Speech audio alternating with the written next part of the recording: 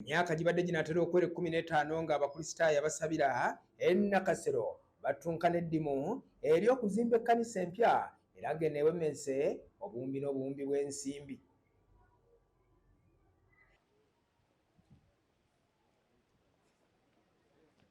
Ekkanisa eno ng'egenda kutuuza abantu abawerera ddala 50,000 kyaddaaki egiddwako engalo era ng'okusinziira ku nteekateeka yakuggulwawo ennaku z'omwezi nga lumu omwezi bwe tugenda okutandika. Omukolo gw'okuggulawo ekkanisa eno gwakubeerako emikolo emirala egy'enjawulo okuli n'okutuuza omulabirizi omubeezi ow'e Nakasero era ng'ono si mulala ye Canon Frederick Jackson Balwa ng'agenda kudda mu bigere by'abadde omulabirizi omubeezi ow'obulabirizi bwa Kampala Annington Mutebi.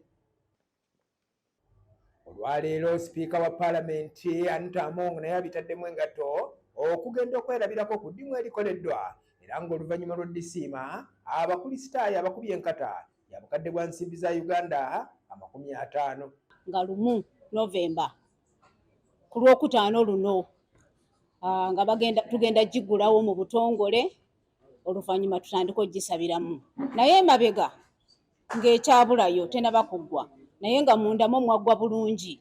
Ebikyabulayo ebweru gye tuyita cladding mu Luganda simanyi bwe nsobola nkiyita naye ekibikkako okufuna obulungi bw'ekizimbe nga bye bikyabulayo nga tukyabuzayo n'ago amadirisa agajja ge mulabye genja okuyita slanting nga tukyabuzayo n'emyaliro 12 gye tusabiramu gye tuyita bell tower. Bye bifo ebikyabulayo ne ofiisi za Archbishop nga ye bishop wa diocese eno watuula ne assistant bishop bye bikyabulayo nga ebyo ebikyabulayo bitwetaagisa ssente bilioni 7.5 okusobola okuggwa. Tulina obwesige kubanga abantu ba Katonda bawadde ssente nnyingi nnyo okutuuka we tutuuse nti era n'ezo ssente abantu ba Katonda bajja ziwa.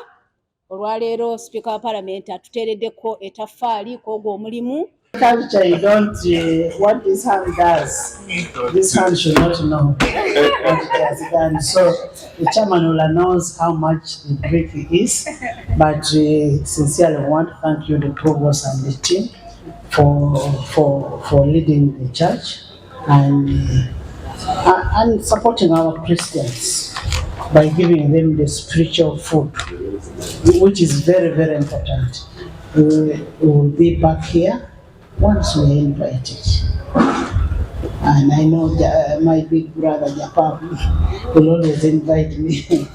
So on that note, therefore, I wish you success on Friday. But as you can see, it's okay. For me, it can remain like this for another 100 years. There's no problem. And that's why the decision has been made that come 1st November, which is All Saints' Day worldwide, this cathedral will be officially consecrated. President Kaguta Museveni yagenda okubeera omugenyi omukulu mu kuggulawo ekkanisa eno ey'ebyafaayo.